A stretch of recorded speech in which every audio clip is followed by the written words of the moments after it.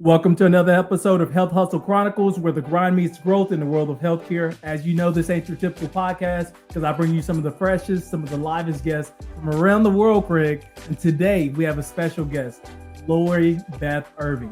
A little bit about Lori. Lori Beth Irvin, she's an award-winning global marketing executive with over 20 years of healthcare experience and has dedicated over a decade to senior living and senior healthcare.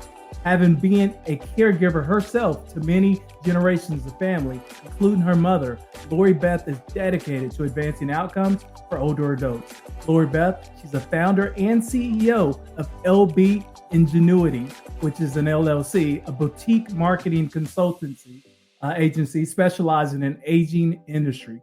Lori Beth, she shaped and scaled a variety of organizations throughout her career of care continuum with smart growth marketing strategies. Please put your hands together. Let's welcome Lori Beth Irvin to the show. There she is. Hi. How are you doing? I'm good. Thanks for that really glowing introduction. Thank you. And I'm sure you've heard this a lot of times, but let me be probably the 12th person in your family to say Happy New Year. Oh, thank you. Happy 2025. Hey, it's going to be a great year, I think, though. We're rolling into it. It's getting really busy. It's going to be crazy. It's going to be amazing. And guess what? We get to kick off the year with a little discussion to help us realize more about who you are and the impact that you're trying to make specifically in healthcare. So I'm excited to have you on the show. I know tons of people are going to glean tons of insight from this commentary as well. So once again, welcome to the show. Let's kick this thing off. Lori Beth, tell us, who are you personally? Introduce yourself. Hey, well, after that glowing, I don't know if I can follow that glowing introduction you just gave. It's all you. But basically, I'm just me, Lori Beth, and I have been in healthcare marketing for, I don't want to totally date myself, but over 20 years. We won't say how many over, just say it's on up there. And the last 10 years, or 10 to 12 years, I've worked exclusively in senior healthcare.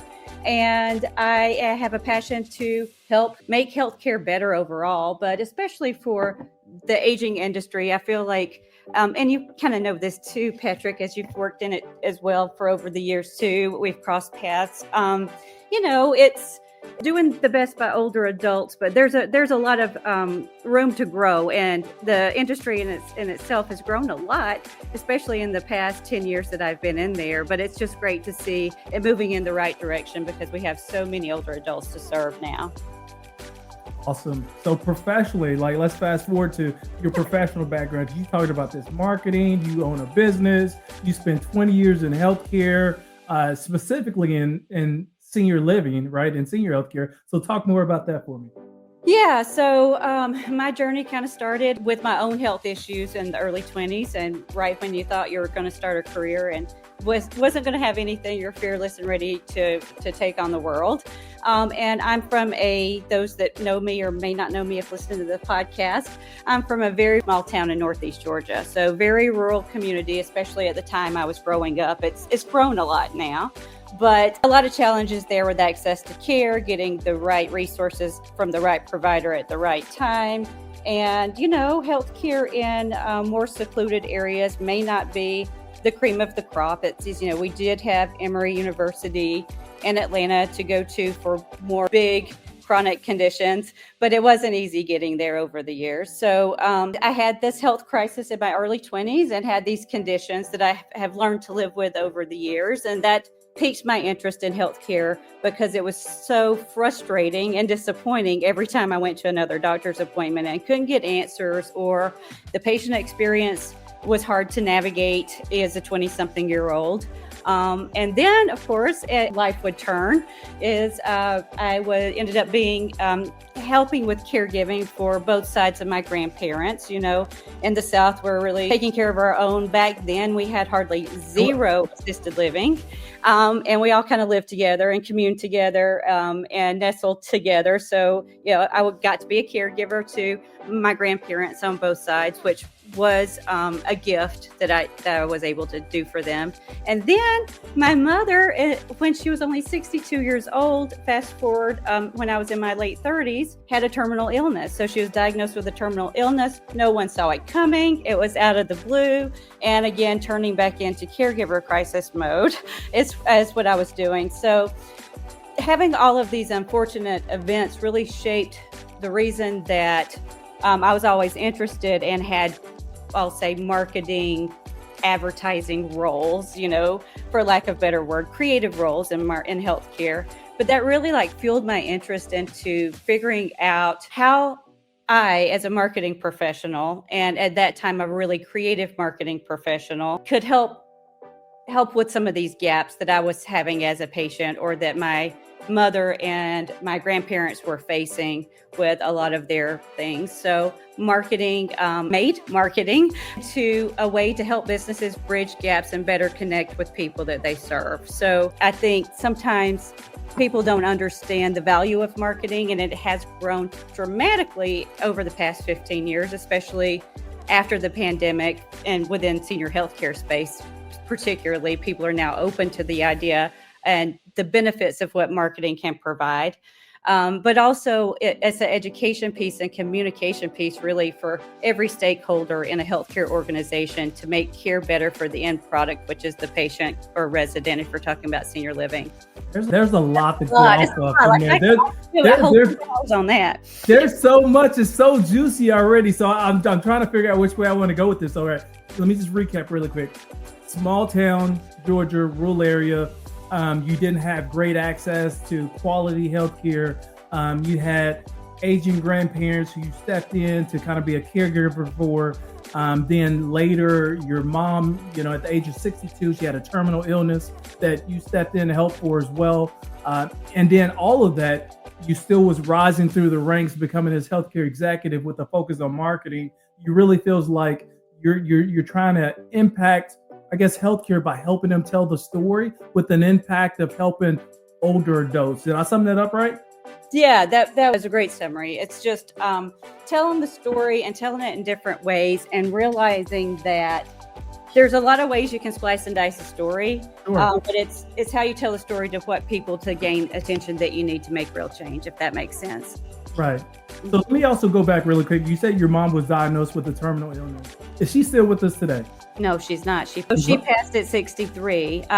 When she got the diagnosis at the ripe old age, or young age, I'll say now, as I'm getting close to 50, at 62, it was a rare form of leukemia, and it kind of blindsided the family, because even though her side of the family had a lot of cancer diagnoses in the older members of generations, no one had leukemia, and this happened to be, unfortunately, a very rare, fast-acting survivability rate is low for this type of leukemia. So they gave her a prognosis of 3 months, and we did everything that we can to prolong her life during that time, and going to Mayo, and coming up, now I'm here in Chicago, coming up here to cancer treatment centers and, MD Anderson, and really trying to reach out to the top providers of cancer to get help. And ultimately, it did extend her life, but she only really was with us about 12 months instead of the 3. Wow. But I mean, I'm sure because of your support, the family support, you were able to extend her life with us in this world and make it a lot more enjoyable. That's what it sounds like. Yeah. And, at the end of the day, it was quality of life for her. It was very painful. I guess blood cancer, who knew, was a very painful type of cancer. So making her comfortable and, making lasting memories too within her last year, and doing some things that we had put off doing. Absolutely. So you found healthcare, and what I would like to help the viewers, the listeners, tap into is that hustler's journey. I'm not quite sure how you found healthcare, but as you know, there's no straight line to success, right? Oftentimes we have to jump over hurdles. We have to borrow sugar from our neighbors, and we have to take out loans doing this. We have to just do strange things to get to that level of success that we all aspire to get to. So I would love to know, your hustler's journey, some of those setbacks, outside of, we talked about your grandparents, your mom, some of those setbacks, those pitfalls that you have to navigate in order to become successful healthcare executive. Yeah, absolutely. So I will say I had no plan. I had no planned path. I knew I wanted to work in healthcare, and that's where I wanted to be, and surrounding by innovation, at least at a minimum, and started out in PR there. and worked in and out of different, I'll say, healthcare scenarios, health systems, working for the state of Georgia and public-private health, physician offices. And a lot of time, as you know, too, a challenge with healthcare marketing in particular is it's the salesperson is the marketer, or the marketer is the salesperson. You're doing both roles. And I am typically, or never saw myself as a salesperson. I was the marketer. I went to school for graphic design because I didn't want to have to talk to anybody ever. Right. I wanted to be behind the screen. But when I landed into healthcare marketing, I was hired for marketing because they needed a lot of the things that my creative background could provide, and write press releases and crisis communication, but they also needed business development and sales. And at first I was like, I don't really think I can do that part, but I grew into it. And there was a little, you figure out the ways that work for you with that. And a lot of it is, people say, which is true, sales is number one, relationship building. And I've always had the ability to connect with people, and people want to tell me their stories, and they want to tell me, all of their burdens. And that's a great, I guess, ability. And I didn't realize how well it was going to work for me in this particular role. But yeah, so, I really didn't have a plan. I was just taking job to job and trying to get to the next level of what I was thinking at each year was success, or how I was defining success.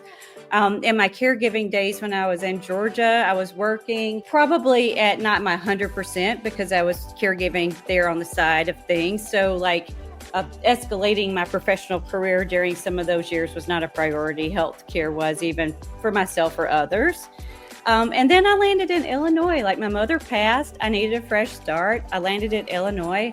I got a job at a retirement community at their corporate branch. And it just so happened that year that they were doing an integration. So they had the senior care extensions, which was the home health, private duty, and hospice, and they were rolling it into one brand. So I was hired to help with that and be a full-time marketing professional.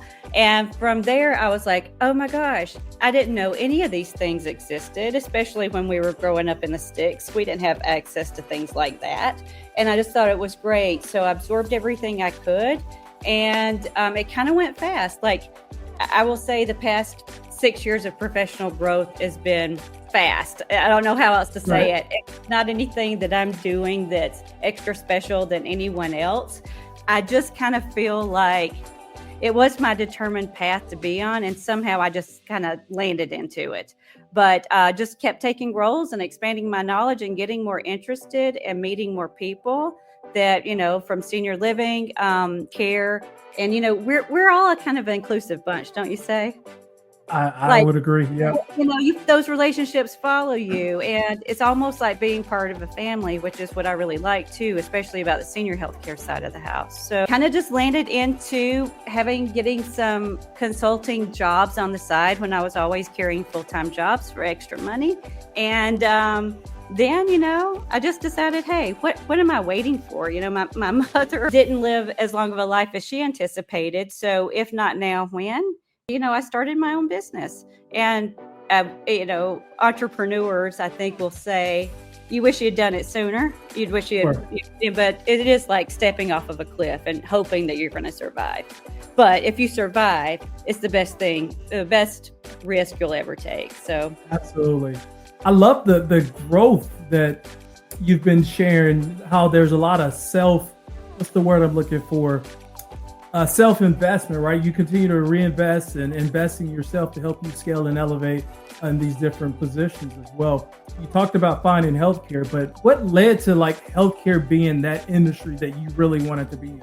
I think it kind of just went back to it chose me. I think if I hadn't have been affected personally by having my own health crisis, even if take the caregiving off the table, if I hadn't have been affected by having these health challenges, it wouldn't have to be like, oh my gosh, now I have to work in healthcare. Like, it could have been marketing any other product or service. It could have been working for Nike or working for, a beverage company or, whatever. But I really, those, when I was in my 20s and affected by all of those scenarios, it really affected you and changed you. And you were like thinking, hey, this can be better. It should be better. I want it to be better as a patient. Organizations want it to be better for their patients. So I really just need to interject myself into this industry and get enmeshed and figure out what to do.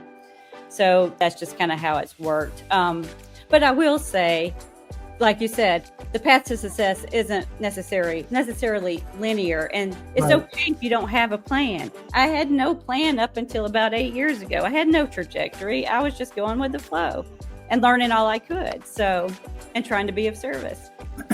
So what was that pivotal moment for you that led you to say, you know what, I can do this and I can do it by myself without the help of a corporation, where you just became your own entrepreneur? Well, I think the pandemic opened everybody's eyes to opportunities and possibility, because it gave us a whole year to reflect on things. And the good thing that it did for marketing was it allowed people who had historically been doing things a little bit more the outdated way, or what I'll say, a little bit harder way of doing things, which we've all done, and realizing that, okay, if I can't go see anybody and knock door to door like I used to, and go out to events, I've got to figure out other ways to reach people. So that opened the door to possibility. Like, okay, this pandemic, although as bad and challenging as it was for us when we were sequestered at home, it really did something great for marketing and the marketing segment of not only healthcare, but any company really, because it challenged people that had been objecting to having marketing, or not really even understanding what marketing involves, and making the change to adopt it. So that was probably a pivotal moment, especially a pivotal industry moment. And although I had some other jobs going on at the same time, working full time, I was still doing consulting on the side. And when my last full-time job role ended, that was at the beginning of 2022, I just thought, well, why don't I just try to see what I can do if I just went consulting 100% full time? Not really even thinking that it would work into like a full-time role. It was just going to be my in-between time to take a few jobs to figure out where I really wanted to go from like a corporate perspective. And then people just kept coming. And I kept educating clients or customers on what marketing really was. And they were now listening, where before it was kind of falling on deaf ears. Yeah, we know what marketing is. Yes, our logo, whatever. Right. So it really just kind of transpired, I will say, fairly easily, even though I will say I'm very risk averse and I was scared to death I wouldn't be able to make it on my own. But the universe proved me wrong. And ever since then, I've had I put sort of like a logo to my LLC. I had this LLC that I created at least 15 years back. And of course, it's my initials, LBIngenuity, not thinking anybody would ever see this thing. Right. Then I started getting calls for more clients, or clients asking me if I could do some work here. And I was like, oh my gosh, I think I have something here. I think I can turn this into an actual company. And oh my gosh, but the only thing I have is this LLC. So I just put a logo to it and kind of just went full steam ahead with it. And so glad now that I did. But it was a little, it was testing me. It was definitely testing me, because I felt like I always had this fear of failure, and everybody I think has that to some degree. But this worked out, and everything is going great, and I'm a survivor. So I think it's at the point where it's like I'm a hard worker, and I've been pushing so hard too, and like a corporate structure, which gives you a lot of stability and security, especially as someone like me. But also, I never really felt like I could achieve the level of success, or not even success. Like, it's not about really money or titles. It's just the satisfaction that you get from teaching people and helping solve their problems, like you can when you have your own business. No, I love this, because you talked a lot about the risk, the fear, overcoming that, positioning yourself, using your skill set, from the marketing side to have a greater impact specifically within the healthcare industry. So I'm interested to know that, so it kind of fast forwarded things, that it kicked things off to where understood that, this is the perfect time for me to explore, to me to help other people. And then if you fast forward, here we are in 2025, your calendar's blowing up because people see an opportunity in connecting and using your services and such.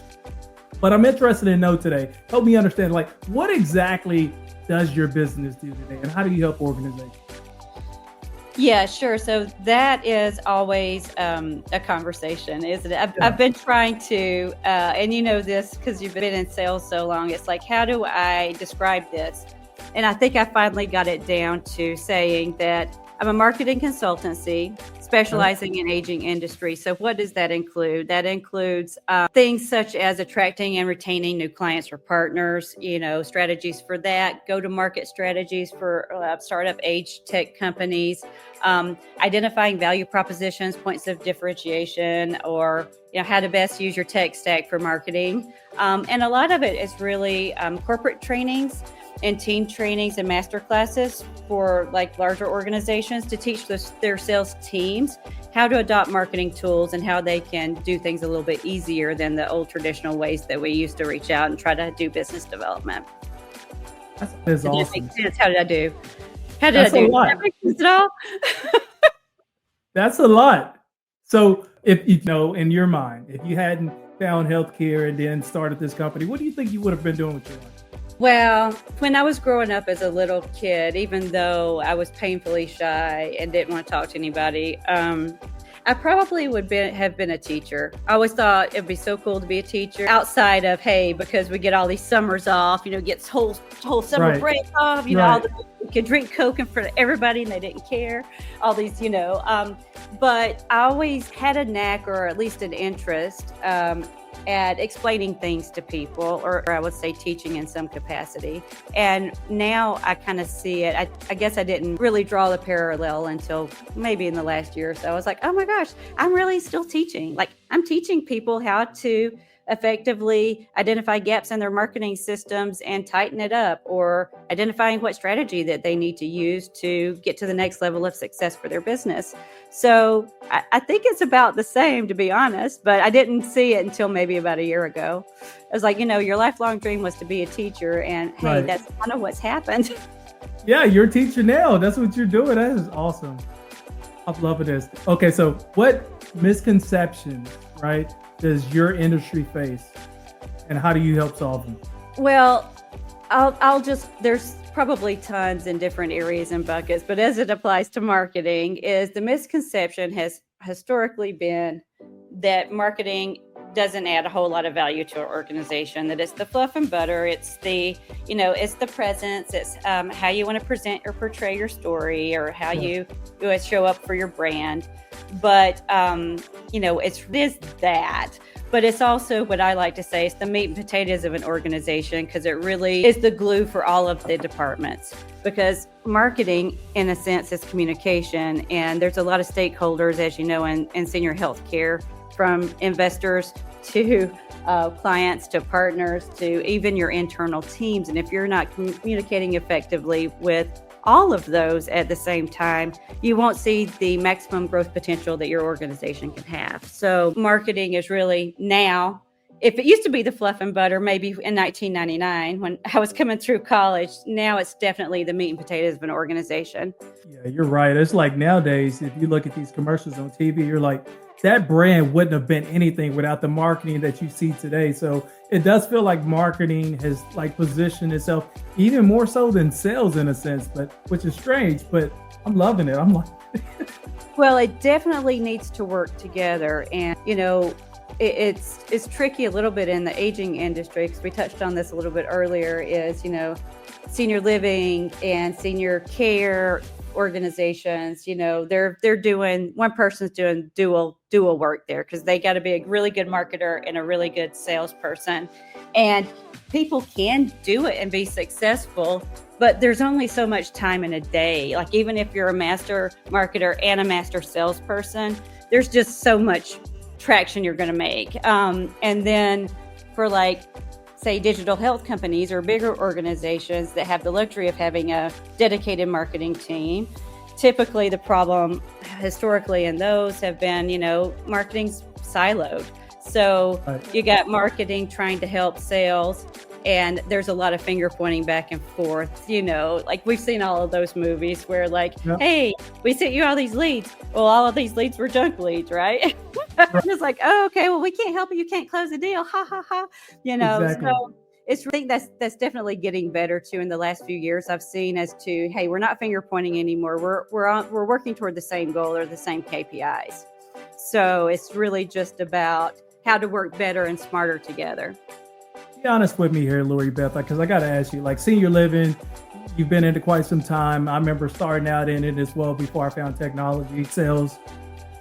Is there an effective strategy that we can use nowadays to help senior living? Because it feels like everybody's using the same techniques to market their communities, their facilities, their business practices, and it doesn't feel like it's actually growing. Am I wrong? So it's almost like the technology side is there's things that sales and marketing people in senior living can do, but it's the problem of the adoption of those strategies. There's not enough time in the day, I mean, I remember working in senior living and you're beating the street all day doing your community outreach to get those referrals coming in. And then you're touring families. And then in the middle of the tour, you're changing a diaper because nobody else is on duty because now we have the workworce shortage. Right. We did back then too, just saying. And so just on so many hours in a day. And then it puts up a barrier to, like we'd love to learn all of these new techniques and strategies so we don't have to beat the street 8 hours out of our workday. But I just don't even have the capacity or bandwidth to even feel like I can even learn it and then adopt it. So even if we're doing the trainings, it's still maybe, I think, a barrier to enforcing the adoption of such strategies and techniques. But people are getting there, and now they're wanting to add more time back into their day. So they're really looking at technologies, their tech stacks, their CRMs, and to really make them work for like their marketing purposes too, or to help if you're in a large organization and have support of a corporate marketing team to help you generate materials. How can we do that better and faster so it's more personalized? Good stuff. So I want to pivot really quick, and then I want to come back. You're doing a lot. You're a marketer, you're a business owner, you help businesses really scale, help them tell their story, specifically in the senior living space. But how do you separate like your professional life from your personal life? So, well, everybody that knows me will say that I don't, and I haven't been. And that's a problem that I realized last year that, you can't pour from an empty cup.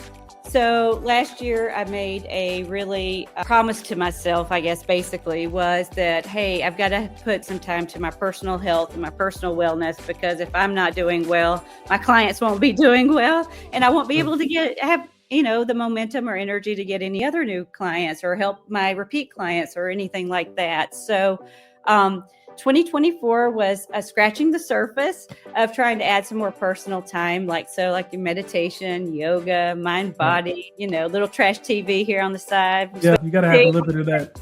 And then 2025, I hope to keep adding to that. So, 80-hour weeks does no good for anyone, even if you're your own business owner. So, I think, I've been ingrained just to work and very, very type A and hyper vigilant on my professional side of the house. And, now on the personal side of the house, as I'm getting older and realizing not that time is of the essence, but you never know as to what do I really want to do? How do I want to enjoy some downtime? I love this. And in your opinion, what things are holding people back from achieving their goals?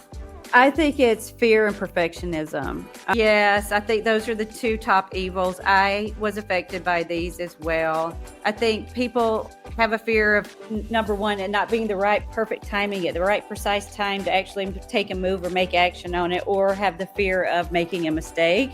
And guess what? Mistakes, I don't even like to use the word mistakes anymore because it has a negative connotation. I say it's just a half misstep here and a half misstep there is really your best point of discovery. So if you take those missteps and then you put it into coming back stronger, taking data or whatever you've learned from the missteps, then it relieves any fear. There are no mistakes. There are no missteps. You just have to keep moving forward. Don't let fear get the best of you. Feel the fear and do it anyway.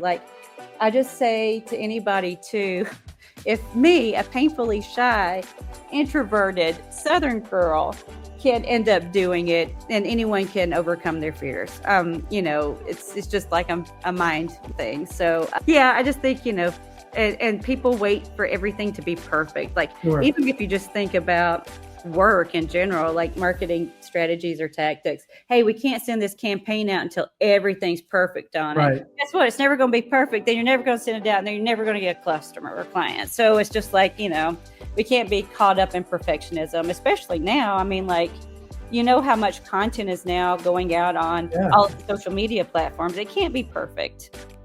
I like what you said. It's removing the negativity out of failure, right? And what you said is, you use the word half misstep. So instead of using it as, I failed in this particular area, it was just a misstep. And guess what? I have an opportunity to correct that and still pivot and move forward. That's good stuff. Yeah, it's your best point of discovery. That's what I call it. Best point of discovery. Yes. Oh, wow. So today, you did a little bit about your company. What impact are you trying to make? And what's your ideal client? So the impact I'm trying to make, I guess at the end of the day, just the long and short of it is, although we're creating growth solutions for anyone selling a product to or for seniors, so that could be anything from senior living, senior care to age tech companies. The real impact is trying to educate people on marketing and the importance of marketing and how it really does touch every department of an organization. And also, now that I'm a female business owner, encouraging other people and young women to don't be afraid to go after your dreams. Like, don't be afraid to do it. If you have a hunger for it, you're going to succeed. Just go after it. You're tapping on for it's almost like you have the questions in front of you, but that was my segue into, like, what advice would you give other people interested in, like, seeking a similar path or following in your footsteps? Yeah, like, again, don't get caught up in semantics. Don't everything is your interpretation of it. So there is no failure, there is no fear. And when you can change your mindset on that, then you can really do and achieve anything. It's taken me over 40 years to figure it out. So if I can share any nugget of that knowledge and someone use it at a younger age, boy, what could they do? They could achieve a lot. So outside of working within your industry and focusing on your business, you have like a passion project, or are there things that you like to talk about where people can tap in and learn more? Yeah, so I am on the board of a nonprofit here in Chicagoland area. It's called HOME, and it stands for Housing Opportunities and Maintenance for the Elderly. And it's doing really great work across Chicagoland and the city of Chicago for helping with home repairs, intergenerational housing for low-income elderly and seniors here in Chicago area. So it's one of my passion projects. And there's so many other nonprofits, not only nationally and here locally from, now that I'm here in the Chicago suburbs, but that's the one that I feel like that I got introduced to years ago and got involved with. And it's the one that makes the most sense and that I'm very passionate about. So we're always recruiting interest and volunteers, even from afar. You don't have to be local to participate and join our cause. That is awesome. So the question here is, you did the pivot during the pandemic. You've learned a lot. You're helping the senior living industry really understand how to better and more effectively market their products and services, right? You have to, and maybe you do or maybe you don't. And maybe as you continue to build out your brand, but do you have like a podcast or like a social presence where people continue to follow your journey and tap into what you're doing behind the scenes? So I haven't forged into a you yet because there's so many great ones out there, and I can't beat yours, Patrick. So you can't. I cannot beat yours. So I haven't forced into the podcast world yet, but I do have a strong social presence. I have a lot of speaking opportunities. I've been a keynote speaker over the past couple of years at some industry events, so people can find me there. I'm a top voice on LinkedIn, so that's probably the easiest way people usually find me, organically through LinkedIn. And feel free to shoot me a DM on there or connect with me. I'm always open and looking to learn about more people that are in our industry and interested about marketing. And then a website, LBIngenuity.com. That's my company website, and people can contact me there anytime and, drop me an old-fashioned email or, whatever's the easiest these days. All right, so I'm going to close this out here in a minute, or I'm going to start to close this out. But what I would like you to think about, is the lasting parting words that you would like to leave everybody with. So here I go. Everybody, welcome to another episode of Health Hustle Chronicles, where the grind meets growth in the world of healthcare. As you know, this ain't your typical podcast, because I bring you the freshest, the livest guests from around the world, Craig. And today we had our very own Lori Beth Irvin. She's an award-winning global marketing executive with over 20 years of healthcare experience, has dedicated over a decade to senior living and senior healthcare, having been a caregiver to many generations of family, including her mother, Lori Beth. She's dedicated to advancing outcomes for older adults. She's also the founder and CEO of LBIngenuity, which is an LLC, a boutique marketing consultancy agency specializing in the aging industry. She also has shaped and scaled a variety of organizations throughout the care continuum with smart growth marketing strategies. And today we're just kind of digging into her background. She's shedding light on what that hustle journey looks like to achieving a level of success. We talked about overcoming fear and then learning how to pivot so we can focus on those growth things. So Lori Beth, I would like to turn the tables back to you. Close us out. Any parting words you would like to leave with our viewers? I think I would just say that marketing connects every part of your business, and smart marketing and growth starts from the inside out. So your biggest advocates and your best salespeople are always going to be the people that you put first, which is your internal teams, clients, and partners. And once you have that, then you have the marketing magic, and then you're off to the races. I couldn't have said it any better myself. It's almost like you took my words. That was great. It's so crazy. That is awesome. I loved it.